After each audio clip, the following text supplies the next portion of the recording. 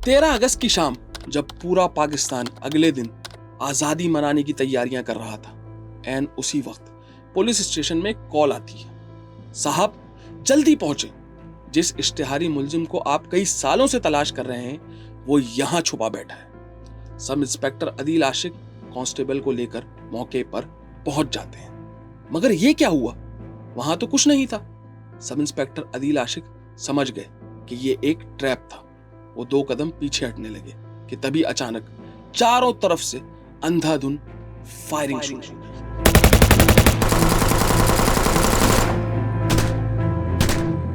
अभी पूरी लाहौर पुलिस इस हमले के मास्टरमाइंड का सुराग लगा ही रही थी कि अचानक एक और खबर सामने आ गई। 13 अगस्त साल 2026, शहर वही लाहौर, नवाकोट यतीम खाना चौक। इस बार हमला पहले से कई ज्यादा खौफनाक था।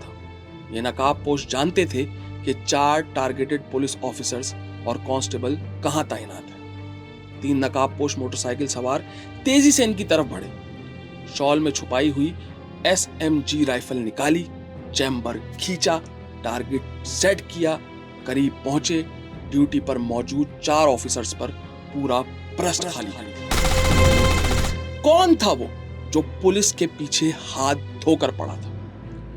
ये कोई सीरियल किलर था या बदले की आग में जल रहा था? पुलिस की अच्छाई के पीछे बुराई क्यों पड़ गई? कौन था वो जो चुन चुन कर अपने दुश्मनों को ठिकाने लगा रहा था, जो इंतकाम की आग में पूरे पुलिस डिपार्टमेंट को जलाकर राख कर देना चाहता था? आपने सीरियल किलर के हाथों लाहौर पुलिस एहलकारों की शहादत की खबर तो सुनी होगी, लेकिन मैं आज आपको अनटोल्ड स्टोरी बताऊंगा जो आपको किसी ने नहीं बताई होगी। तो चलिए शुरू करते हैं।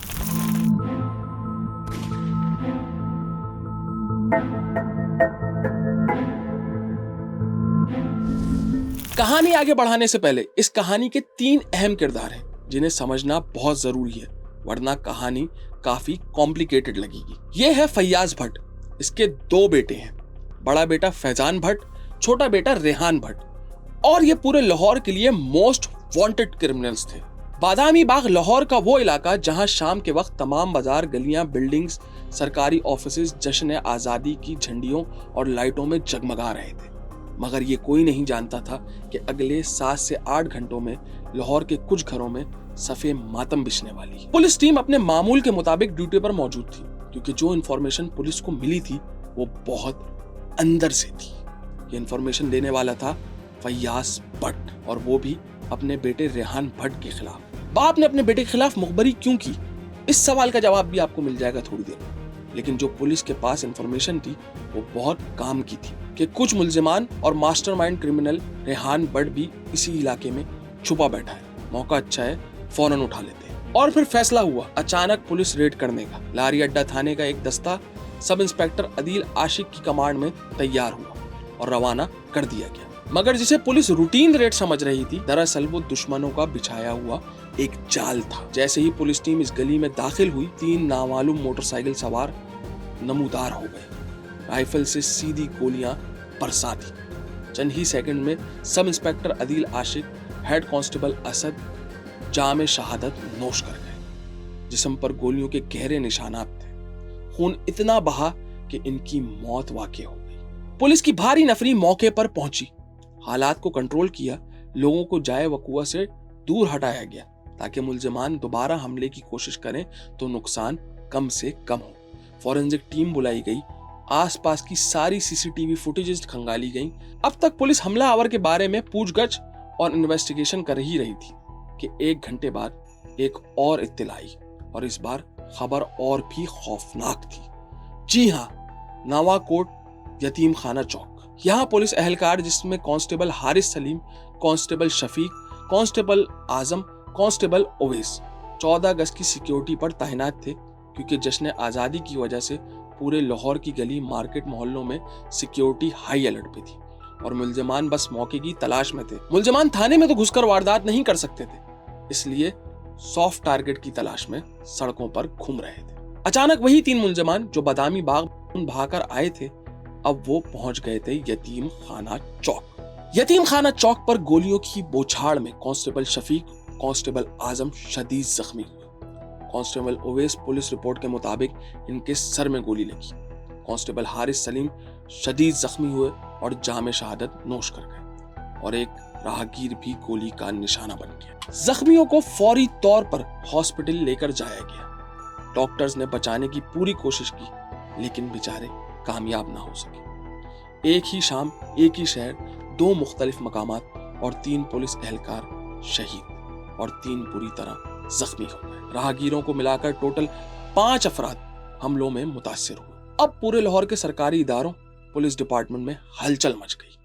मीडिया, सोशल मीडिया, हर तरफ शोर मच गया कि कोई सीरियल किलर है जो पुलिस पर एक के बाद एक हमला किए जा रहा है। लेकिन क्यों? इन हमलों के बाद मुल्जिमान जब फरार हुए तो इसकी कहानी भी बड़ी दिलचस्प है। फरार होते वक्त मुल्जिमान ने वहां खड़ी एक सरकारी गाड़ी LWMC भी छीन ली और उस गाड़ी में सवार होकर रात की तारीकी में गायब हो गए। लेकिन वो ये नहीं जानते थे कि हर मुजरिम को एक ना एक दिन अपनी मौत आप मरना है। अब सवाल यह है कि ये मुल्जिमान थे कौन और इन्होंने पुलिस को ही निशाना क्यों बनाया? असल कहानी समझने के लिए हमें आज से 2 साल पीछे जाना होगा। ये साल था 2024। एक शख्स जेल से रिहा होता है। नाम है फैजान भट्ट। ये कौन है आगे चलकर बताऊंगा, लेकिन जेल से बाहर आने के बाद फैजान की जिंदगी एक खतरनाक मोड़ ले ली थी। पुलिस के मुताबिक जेल में इसके राब्ते शिद्दत पसंद अनासिर से कायम हुए थे। फिर वो अफगानिस्तान जाता है जहां इसकी मुलाकात कलादम तंजीम के लोगों से होती है। यहाँ इसे खतरनाक टास्क दिया जाता है, लाहौर के 6 पुलिस एहलकारों को निशाना बनाने का। पुलिस के मुताबिक इसे हर टारगेट मुकम्मल करने पर 1 लाख रुपए से 6 लाख रुपए तक इनाम देने का वादा किया गया। और ये सिर्फ पैसों का मामला नहीं था।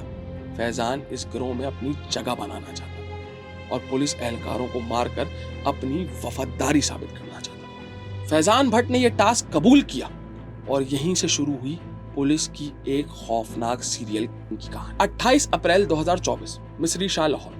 फैजान भट्ट का पुलिस पर पहला वार। पुलिस के मुताबिक सब इंस्पेक्टर अरशद ड्यूटी खत्म करके घर वापस जा रहे हैं। इन पर फैजान भट्ट ने फायर खोल दी और मौके पर ही वो शहीद हो गए। दूसरा वार मई 2024 टकसाली गेट लाहौर। इस बार कांस्टेबल गुलाम रसूल शहीद। तीसरा वार मई 2024 में ही एक कांस्टेबल को शहीद कर दिया गया। इन हमलों के बाद फैजान भट्ट का नाम पुलिस के लिए एक डरावना ख्वाब सा बन चुका था। 2 पुलिस एहलकार शहीद, 1 जख्मी और इनके हमलों में एक ही शूटर फैजान भट्ट, जो हर बार पुलिस की नजरों से बच निकलता। मगर हर मुजरिम की कहानी अपने अंजाम को एक ना एक दिन जरूर पहुंचती है। कुछ अरसे बाद काउंटर टेररिज्म डिपार्टमेंट के साथ एक मुबैना पुलिस मुकाबले में फैजान भट्ट मारा गया। पुलिस ने सुकून का सांस लिया। समझा गया कि जुर्म और खून का ये चैप्टर अब क्लोज हो गया है। मगर कहानी अभी खत्म नहीं हुई थी, क्योंकि फैजान भट्ट के मरने के बाद इसकी कुर्सी संभाली इसके छोटे भाई ने। नाम था रेहान भट्ट और रेहान भट्ट के दिल में सिर्फ एक ही चीज थी, भाई की मौत का इंतकाम लेना। उसने पुलिस को खुले आम धमकी दी कि वो अपने भाई फैजान भट्ट के खून का बदला जरूर लेगा और पुलिस ने भी इसकी धमकी को सीरियस लिया। थाना शफीकाबाद में रेहान भट्ट के खिलाफ मुकदमा दर्ज कर दिया गया और जैसे ही मुकदमा दर्ज हुआ रेहान भट्ट गायब हो गया। 2 साल तक कोई सुराग नहीं, कोई खबर नहीं, कोई लोकेशन नहीं। ऐसा लगा जैसे रेहान भट्ट को जमीन खा गई हो, मगर इंतकाम की आग कभी ठंडी हुई ही नहीं थी। वो बस सुलगती रही थी और फिर वो वक्त भी आ गया जिसका इंतजार रेहान भट्ट 2 सालों से खामोशी से कर रहा था। ये साल है 2026, 13 अगस्त की शाम और अब यहाँ एंट्री होती है फैजान भट्ट और रेहान भट्ट के वालिद फैयाज भट्ट। एक दिन रेहान भट्ट के वालिद फैयाज भट्ट खुद पुलिस को फोन कर कहता है, मेरा बेटा घर आ गया है, मैं खुद इसको पुलिस के हवाले करना चाहता हूँ, आप आकर इसे गिरफ्तार कर लें। पुलिस के लिए एक बहुत बड़ी खबर थी। 2 साल से मफरूर मुलजिम रेहान भट्ट खुद अपने बाप के जरिए पुलिस को अपनी मौजूदगी बता रहा था। सब इंस्पेक्टर अदील, वही ऑफिसर जिसने कुछ अरसे पहले फैजान भट्ट के पुलिस मुकाबले में किरदार अदा किया था, अपने हेड कांस्टेबल के साथ बादामी बाग रवाना हो जाता है। मकसद रेहान भट्ट की गिरफ्तारी। मगर क्या यह वाकई एक सरेंडर करने की कॉल थी या फिर एक ट्रैप था बाप बेटों की तरफ से? इस सवाल का जवाब बहुत खौफनाक है। रेहान और उसका वालिद फैयाज भट्ट अपने तीसरे साथी के साथ पहले से ही घात लगाए बैठे थे और जैसे ही पुलिस टीम पहुंची इन्होंने किलाशनकोव से सीधे फायर खोल दी। ये वही लम्हा था जिसने एक रूटीन रेड को एक मुनज्जम सोची समझी इंतकामी कार्रवाई में बदल दिया। सब इंस्पेक्टर अदील आशिक और हेड कांस्टेबल असद इस हमले में शहीद हुए।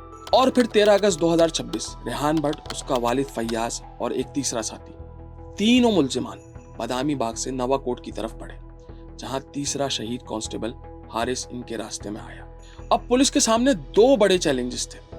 एक तरफ 14 अगस्त की जश्न आजादी की सिक्योरिटी संभालनी थी, दूसरी तरफ अपने 3 शहीद साथियों के को हर कीमत पर पकड़ना था। मगर मुल्जिमान की एक गलती ने पुलिस का काम आसान कर दिया। फरार होते वक्त जो गाड़ी इन्होंने छीनी थी वो एक आम गाड़ी नहीं थी, वो LWMC की सरकारी गाड़ी थी और उसमें एक ट्रैकर लगा हुआ था। मुल्जिमान को इस बात का जरा सा भी अंदाजा नहीं था कि जिस गाड़ी के जरिए वो फरार हो रहे हैं वही गाड़ी उनकी गिरफ्तारी का सबसे बड़ा सबब बनने वाली है। पुलिस ने ट्रैकर की मदद से लोकेशन ट्रेस करना शुरू कर दी और लोकेशन निकल आई शेखुपुरा के इलाके मुरीद के करीब। मालूम हुआ कि मुल्जिमान ने वहीं गाड़ी छोड़ दी और एक गांव में दाखिल हो गए। CCD model town, Lahore police और शेखुपुरा पुलिस तीनों की मुश्तरका टीमें रावी रेहान के उस गांव की तरफ रवाना हुई जहां मुल्जिमान की इत्तिला थी। मगर जब पुलिस वहां पहुंची तो एक और खौफनाक कहानी शुरू हो गई। तीनों मुल्जिमान ने उस घर में मौजूद एक पूरे खानदान को असलहे के जोर पर यरगमाल बना रखा था। अब सवाल यह था कि उस खानदान की जान कैसे बचाई जाए और इन खतरनाक मुल्जिमान को कैसे अपने काबू में किया जाए बगैर किसी मासूम की जान लिए। पुलिस ने फौरी तौर पर बातचीत का रास्ता चुना। मुल्जिमान से राब्ता किया गया, सरेंडर करने को कहा गया, मगर जवाब में मुल्जिमान ने पुलिस टीम पर अंधाधुंध फायरिंग शुरू कर दी। 8 घंटे, मुसलसल 8 घंटे पुलिस और मुल्जिमान के दरमियान फायरिंग का तबादला होता रहा। एक तरफ 3 साथियों का गम लिए इंसाफ के लिए डटी हुई पुलिस फोर्स, दूसरी तरफ 2 साल की नफरत और इंतकाम में जलते हुए हर कीमत पर बच निकलने की कोशिश करते हुए बाप, बेटे और मुल्जिमान, और बीच में एक बेगुनाह खानदान जिनकी जिंदगी दांव पर लगी थी। रात आहिस्ता आहिस्ता सुबह में बदलती गई और बिल आखिर पुलिस की हिकमत अमली रंग ले आई। 14 अगस्त की सुबह 2 मुल्जिमान क्रॉस फायरिंग में मारे गए और जब उनकी शिनाख्त हुई तो मालूम हुआ कि वो कोई और नहीं, रेहान भट्ट और उसका वालिद फैयाज भट्ट थे। बाप और बेटा जिन्होंने अपने खानदान के एक फर्द के बदले के लिए 3 बेगुनाह पुलिस एहलकारों की जान ले ली, वो अब मौत के घाट उतर चुके। तीसरा साथी मौके से फरार होने में कामयाब हो गया और पुलिस का सर्च ऑपरेशन उसकी गिरफ्तारी के लिए भी ताहाल जारी है।